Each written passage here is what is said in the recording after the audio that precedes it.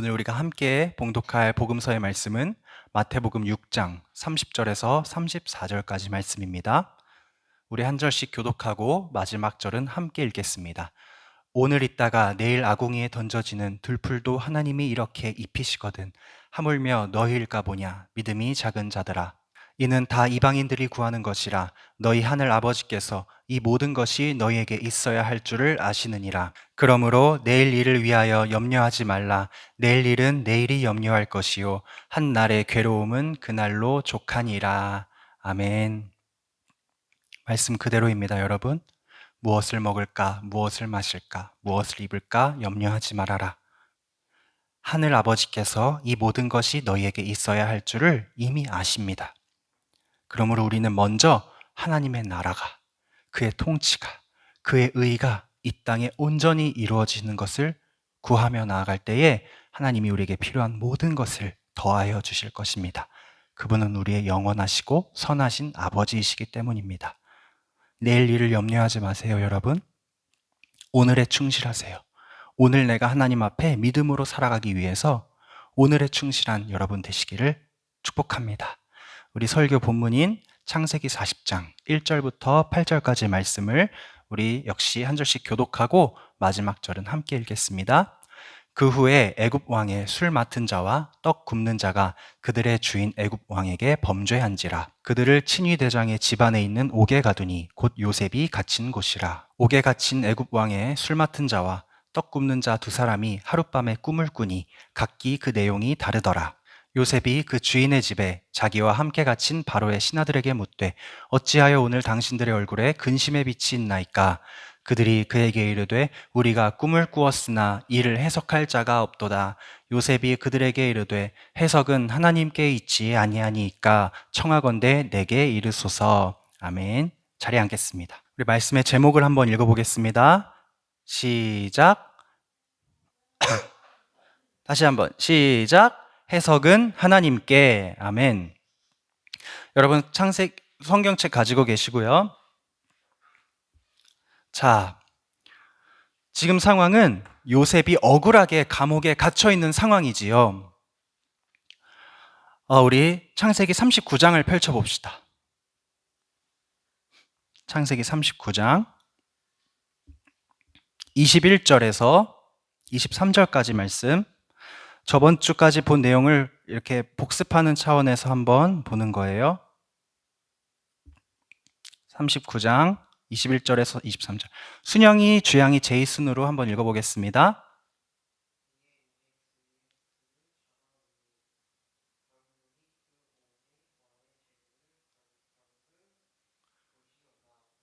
순영아 39장. 창세기 39장 21절에서 23절. 창세기 전문가 방심하지 마시고 시작.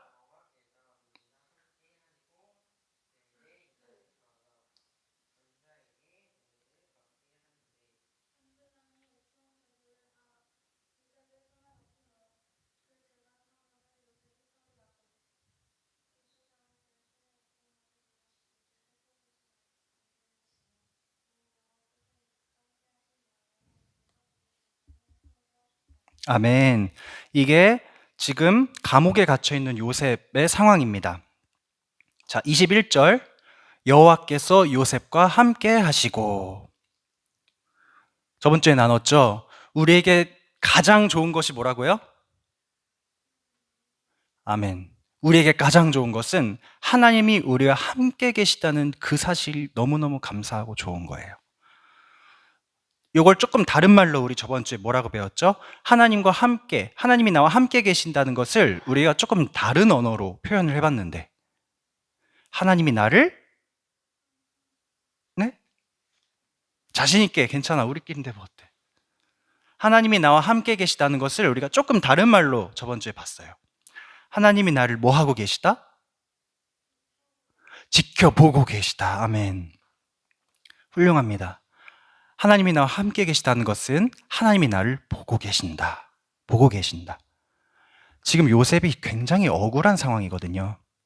잘못한 것이 없는데 누명을 쓰고 감옥에 들어가 있어요. 여러분, 억울한 게 얼마나 이게 괴로운 마음인지 여러분 경험한 적 있어요? 예를 들어 학교에서 놀다가 축구하다가 창문이 깨진 거예요. 공에 맞아서. 근데 나는 내가 안 찼어. 나는 그날 축구도 안 했어. 그냥 거길 지나가고 있었는데 선생님이 내가 평소에 축구를 좋아하는 걸 아니까 깨진 창문을 보고 나한테 야! 너 창문을 깨면 어떡해? 이렇게 한 거야. 얼마나 억울해. 근데 그 억울함과는 비교도 안 되게 지금 요셉은 감옥에 들어갔어요. 이 억울한 처지와 고통스러운 마음. 만약에 내가 잘못을 해서 감옥에 왔다면 그건 인정이지. 당연한 거잖아요.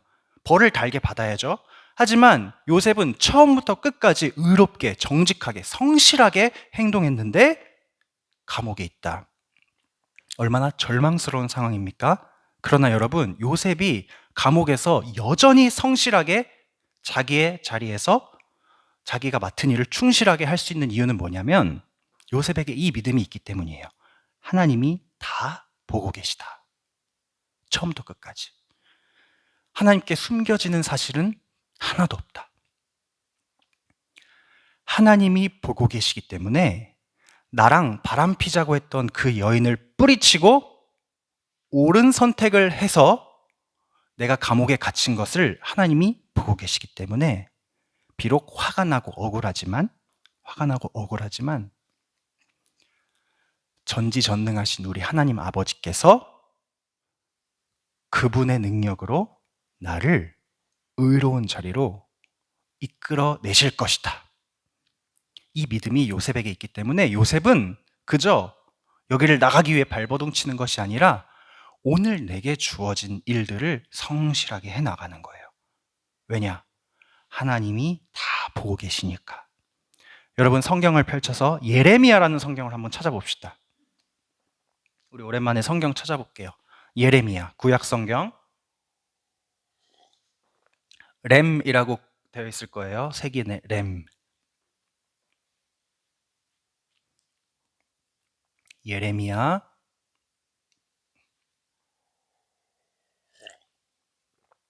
9장.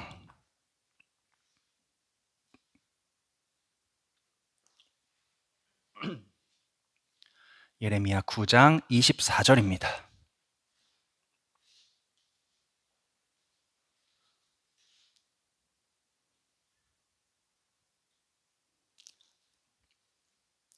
찾았어요?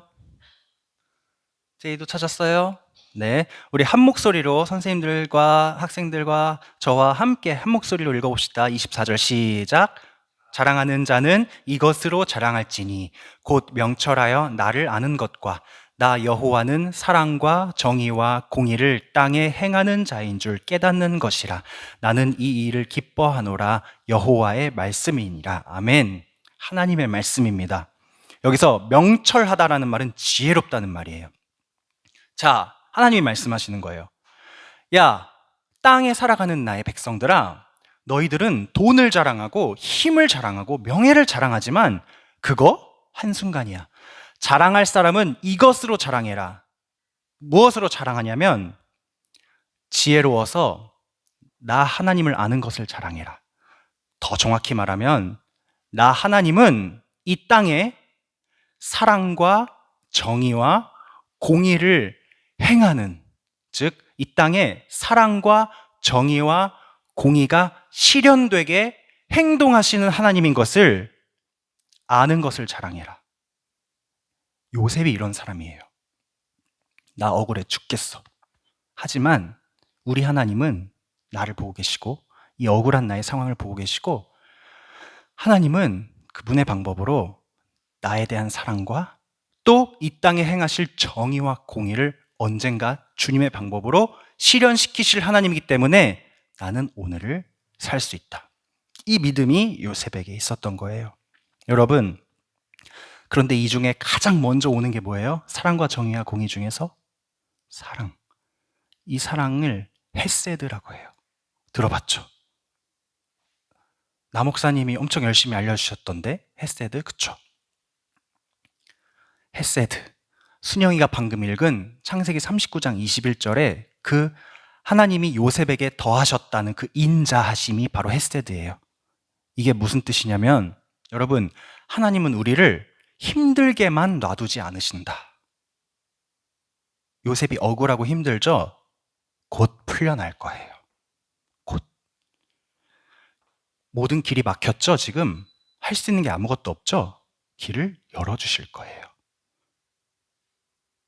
왜냐하면 하나님은 우리를 사랑하셔서 우리에게 인자와 자비를 더하시는 분이시기 때문에 우리에게 사랑과 인자와 자비를 부어주시면서 우리를 통하여 힘나는 우리, 하나님으로 인하여 다시 일어난 우리를 통해서 이 땅에 정의와 공의를 행하시는 거예요.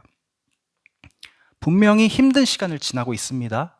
그러나 이미 하나님께서 그를 너무나도 큰 자비로 덮어주셔서 사실 지금 요셉은요, 노예이지만 하는 일이 다 잘 되고 있어. 주변 사람들이 다 인정하고 사랑받고 호감과 신뢰를 얻고 있어요. 비록 감옥의 죄수지만 그 감옥을 관리하는 간수장조차도 요셉에게 감옥의 일을 다 맡기고 있어요. 너 참 훌륭하다. 너 참 정직하다.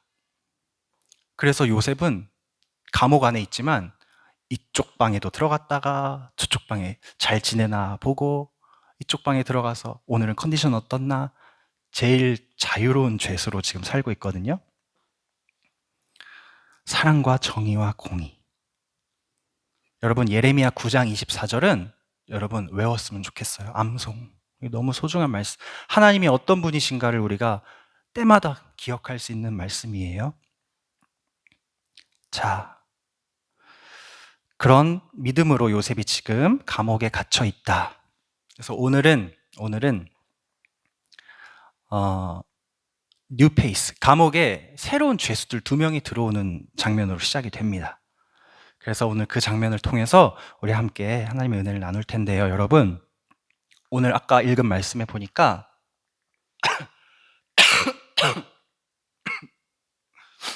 자, 1절 우리 화면을 볼까요? 누가 죄를 짓고 감옥에 들어왔는지 읽어봅시다. 시작.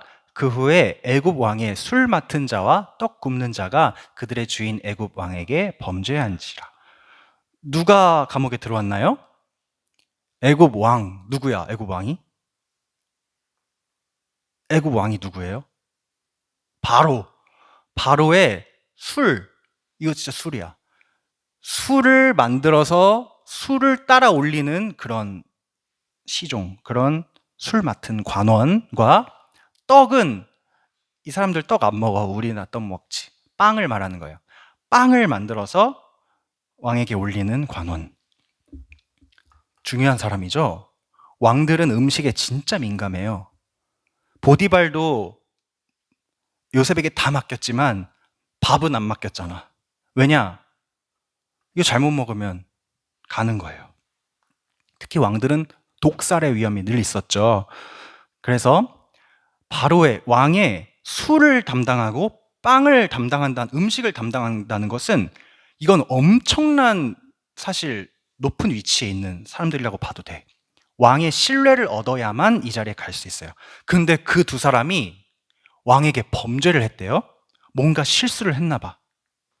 그래서 2절에 보니까 맨 아래에 노하였다. 화났어, 바로가. 그래서 이 2사람을 감옥에 집어넣습니다. 근데 어떤 감옥에 집어넣느냐? 마침 요셉이 갇혀있는 감옥에 이 2사람이 들어오게 된 거예요. 그러니까 여러분, 사실 요셉이 갇혀있는 이 감옥이 평범한 감옥은 아니야. 막 흉악범이 들어가는 그런 감옥이 아니라 여기는 그 친위 대장 보디발이 직접 관리하는 감옥이에요. 그러니까 뭔가 왕궁에서 일했던 사람들 중에 죄를 짓거나 정치적으로 뭔가 높은 지위에 있는 사람들이 법적으로 문제가 발생하면 재판을 해야 되잖아. 판결을 바로 죽일 수 없어요. 이런 사람들이 판결을 기다리기 위해서 잠시 머무는 감옥. 그런 감옥이었던 거예요. 요셉이 갇혀있는 감옥이. 그래서 여기서 기다리는 동안 이 사람에게 유죄 판결이 나면 그 사람은 뭐 사형을 당하든 뭐 유배를 당하든 하겠지만 만약에 무죄가 판정이 되면 다시 왕궁으로 복귀하기도 해요. 실제로 복귀합니다.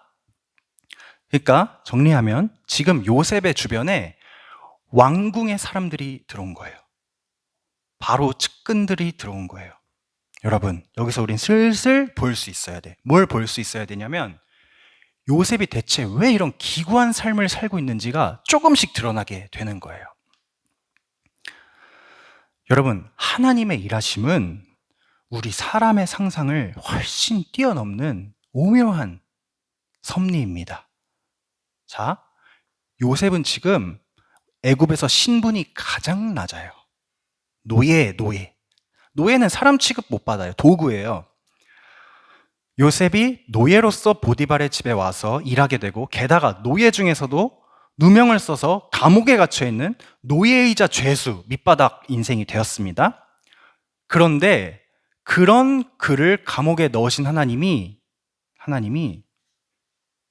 이 나라의 가장 높은 사람인 바로, 그 바로의 옆에서 바로를 섬기는 왕의 측근들을 이 낮은 곳에 끌어내리셔서 만나게 하신 거예요.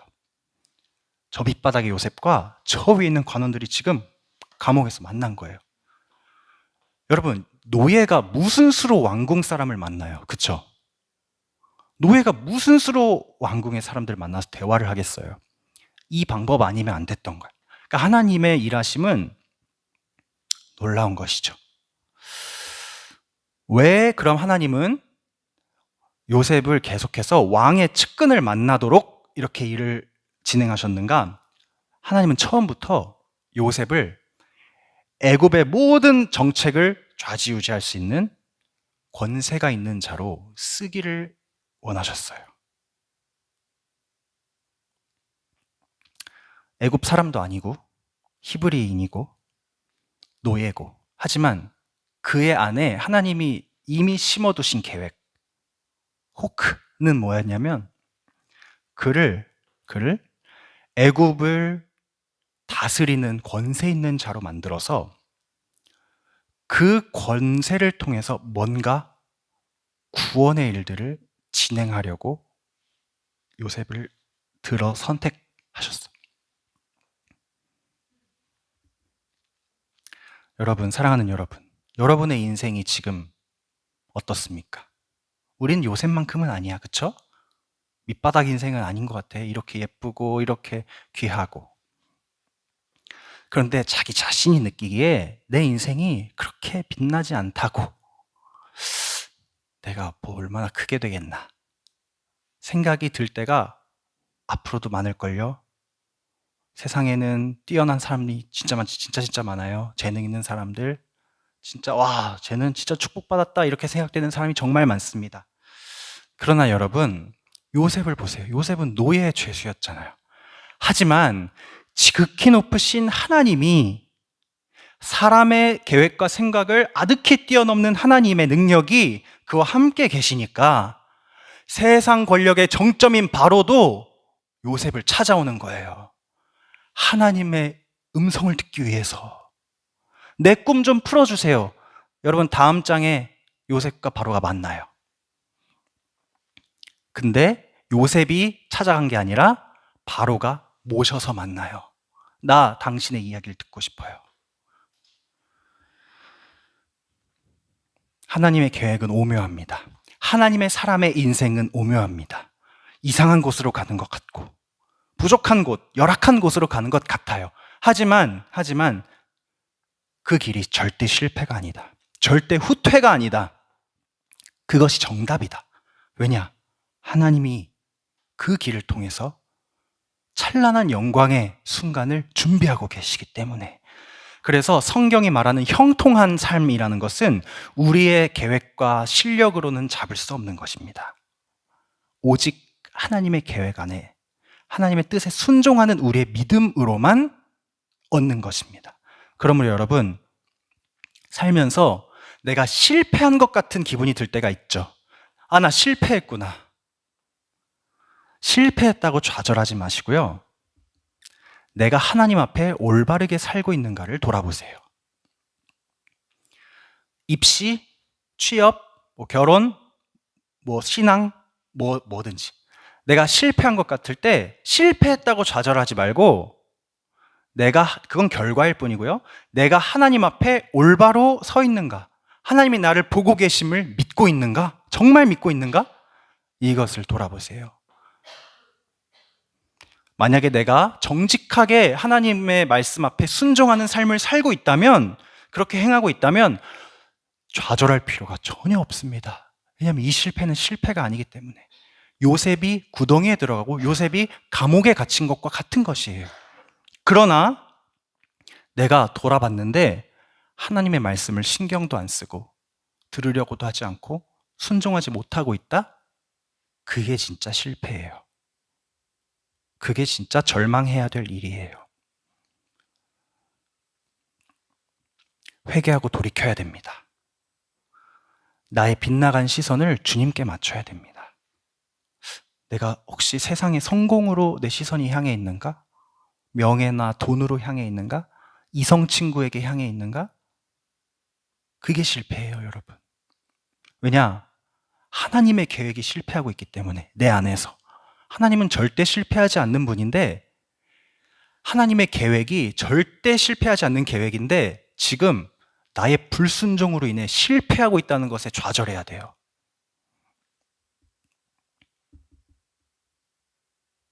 자, 요셉은 실패하고 있는 인생이 아니었습니다. 왜 그런지 볼게요. 두 죄수, 빵 관원과 술 관원이 한 날에 꿈을 꿔요. 근데 꿈이 너무너무 비슷해. 같은 날에 꿈을 꾼 거야. 근데 이 꿈이, 우리는 꿈 보통 꾸고 일어나면은 보통 잊어버리죠? 저는 보통 그래요. 잊어버리거나 아니면 기억에 남는 꿈들이 가끔 있어. 근데 이거를 뭐 이렇게 신경 쓰진 않아요. 저는 그런 스타일이었어요. 뭐 꿈이 꿈이지. 그리고 보통 기억에 남는 꿈들도 이상한 게 많아. 강아지가 날 쫓아온다든지. 그러니까 뭐 거기에다 의미를 부여하지 않아요. 그런데 여러분, 오늘 이 두 사람은 꿈을 꾸고 나서 아주 그냥 얼굴이 나보다 더 검해져가지고 근심의 빛이 가득해가지고 아이고 이러고 있는 거야. 그래서 요셉이 막 이렇게 돌아다니다가 어이구, 두 분은 오늘 왜 이렇게 안색이 안 좋으세요? 아, 요셉, 우리가 꿈을 꿨는데, 같은 날에 꿈을 꿨는데 말이야, 이 꿈을 해석할 사람이 여기 없잖아. 답답해 죽겠다. 답답해 죽겠어. 아니, 뭐 꿈 꾼 거 가지고 이렇게 우울해하나 생각할 수 있지만 여러분, 지금 이 두 사람의 말을 주목해 보세요. 자, 우리가 꿈을 꾸었으나 이를 해석할 자가 없도다. 그러니까 이 두 사람한테 꿈이란 것은 뭐냐면 그냥 아무런 뭐 이렇게 뭐 지나가는 환상이 아니라 이게 되게 중요했던 거야. 이 시대에 꿈이란 것이. 이건 반드시 해석을 해서 여기에서 뭔가를 얻어서 앞으로의 인생을 뭐 준비하거나 대비하는 그런 중요한 자원이었던 거야. 꿈이라는 것 자체가. 그래서 꿈은 해석해야 한다. 이게 당연한 말이었어요. 보세요. 우리가 꿈을 꾸었으나 이를 해석할 자가 없도다. 왕궁에는 있었거든요. 원래 있던 왕궁에는 있었어요. 꿈을 해석해주는 자들이. 마술사들도 있었고 점쟁이들도 있었고 꿈을 전문적으로 풀어주는 꿈 해석자들이 있었어요. 왕궁에. 바로에게도 있어요. 이 사람들도 있었겠죠? 높은 사람들이니까. 그 사람들이 때마다 꿈을 꾸면 해석을 해줬거든요. 아, 이런 꿈은 이런 것이고 이런 꿈은 이런 것이니까 이렇게 사세요. 그대로 살아왔어요. 뭐 이때까지는 나름 신통방통하게 그들이 꿈을 잘 해석해 줬나 봐. 근데 여기서는, 감옥에서는 꿈을 해석해 줄 사람이 없잖아. 그러니까 지금 불안하고 지금 떨리고 그러는 거야. 아, 내가 꿈을 꾸긴 꿨는데 이게 되게 중요해 보이는데 도대체 무슨 뜻일까? 그때 여러분, 요셉의 눈이 번쩍입니다. 그런 말이 안 써 있지만 그랬을 것 같아. 이 말을 듣자마자 요셉의 눈이 번쩍이면서 요셉이 이 두 사람에게 지체 없이 이렇게 대답합니다. 해석은 하나님께 있지 않습니까? 나에게 한번 말해보세요. 꿈의 해석은 하나님께 있습니다. 내게 한번 들려봐 주세요. 여러분, 우리 한번 밑에 두 줄 읽어봅시다. 시작. 해석은 하나님께 있지 아니하니까 청하건대 내게 이르소서. 요셉이요, 지금 꿈꾸고 우울해하고 있는 두 사람에게 말하는 거지만, 여러분, 이 요셉의 말은 누구에게 하는 거냐면 내게 하는 거야. 내 자신의 두 귀에다가 지금 선포하는 거야. 지금 이 사람 두 사람이 말하는 걸 듣고 꿈 해석할 자가 없어서 지금 우울합니다. 이 말을 듣고 요셉이 아마 심장이 엄청 뛰었을걸요? 자기 자신에게 선포하는 거야. 뭐라고 선포하는 거냐면, 옳지, 그렇지. 해석은 하나님께 있지. 나는 그것을 믿는 사람이지. 여러분, 요셉의 이 기공한 인생은 꿈 때문에 시작됐어요. 이해할 수 없는 꿈 때문에. 그쵸? 형들이랑 밭에서 곡식단을 묶었는데 내 곡식단이 일어나더니 형들의 곡식단이 절을 했어요. 또 해와 달과 하늘의 11별이 나에게 절했어요. 그런 꿈을 꿨어요, 요셉이. 와, 이거 되게 뭔가 엄청나고 설레고 대단한 꿈 같아서 얘기를 했는데 그때부터 인생이 꼬였죠. 그렇죠? 미움을 받고 시기 질투, 집을 떠나게 되고 죽을 뻔하고 외국에 팔리고 총무가 되긴 했지만 감옥에 갇히고 막 인생이 막 소용돌이 치듯이 돌아가기 시작한 그게 뭐 때문에 시작됐냐면 다 꿈 때문에 시작된 거예요. 요셉은 도대체 이 꿈의 뜻이 뭔지 모르겠어. 난 항상 하나님 앞에 정직하게 행동했는데 그래서 잘못을 보면 일러 바치고 죄를 거부하고 맡은 일은 성실하게 행하면서 살아왔는데 그 꿈을 꾼 이래로 나의 삶이 자꾸 나락으로 떨어지기만 하는 거예요. 지하 200층, 300층, 400층. 아니, 내 곡식단에게 형들의 곡식단이 절했는데 하늘의 해와 달과 별이 나에게 절했는데 나는 그런 꿈을 가진 사람인데 왜 나의 인생은 꿈과 정반대로 가고 있을까? 그때 두 사람을 만난 거예요. 꿈을 해석할 자가 없어 괴롭다는 두 사람을 만난 거예요. 그리고 이렇게 선포하는 거예요, 요셉이. 해석은 하나님께 있지 않습니까? 이것이 두 사람을 통해 하나님이 요셉에게 다시 한번 일깨워 주신 하나님의 사랑이에요. 그리고 요셉의 믿음이에요. 옳지. 해석은 하나님께 있다. 다음 주에 바로와 요셉이 만나는 장면을 볼 거예요. 그때 바로가 요셉에게 이렇게 말합니다. 내가 꿈을 하나 꾸었는데 그것을 해석해 줄 사람이 없습니다. 나는 네가 꿈 이야기를 잘 풀어주는 사람이라는 것을 이미 들어서 알고 있어. 그래서 너를 불렀어. 요셉이 바로에게 이렇게 대답합니다. 저에게는 그런 능력이 없습니다. 왕께서 기뻐하실 대답은 하나님이 해주실 것입니다. 왕 앞에서도 쫄지 않습니다. 꿈 말하세요. 풀어줄게요. 여러분, 왕이 꾼 꿈을 만약에 해석을 못하거나 틀리게 해석하면 어떻게 될까요? 바로 이거죠. 꿈 해석하라고 데리고 왔는데 꿈을 해석을 못했어. 실패했어. 죽는 거죠? 근데 요셉은 쫄지 않아요. 왜? 해석은 하나님께 있는 것이니까. 여러분, 이 지혜가 우리 중고등부 아이들과 선생님들께 있기를 소망합니다. 무슨 지혜냐면 사람들은 꿈을 꾸면요, 비전을 갖게 되면요, 그거를 잘 이루어 가기를 원해요. 내가 꾼 꿈이 뭘까? 무슨 뜻일까? 분석하고 해석해서 더 나은 미래, 더 좋은 내일을 만들기 원해요. 사람이라면 누구나 그럴 수 있어요.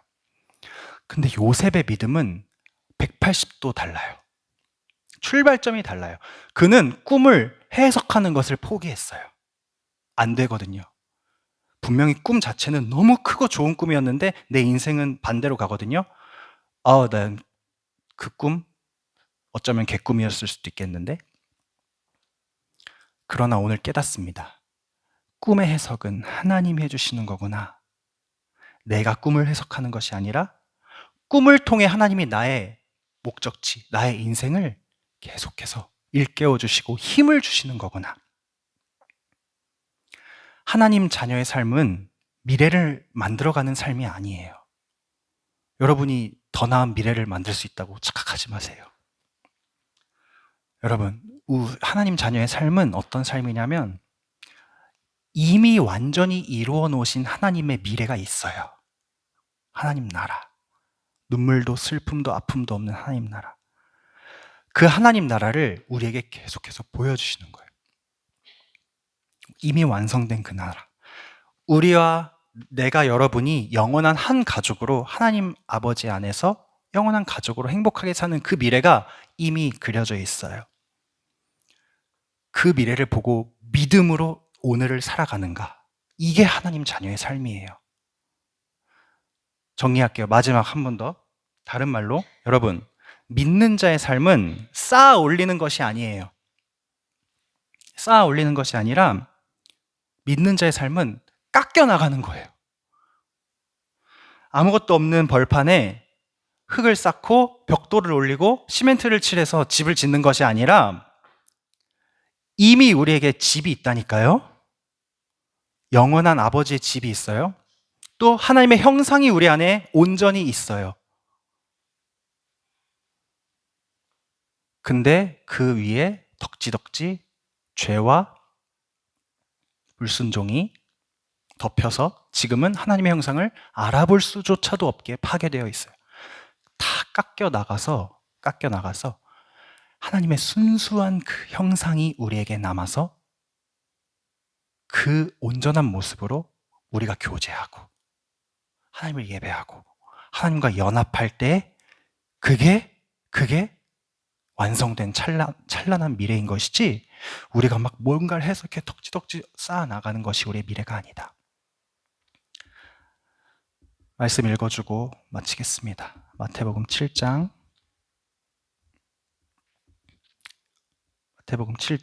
24절부터 27절. 여러분 눈을 감고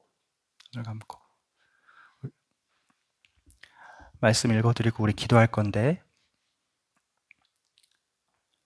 여러분 믿는 자의 삶이 무엇인지,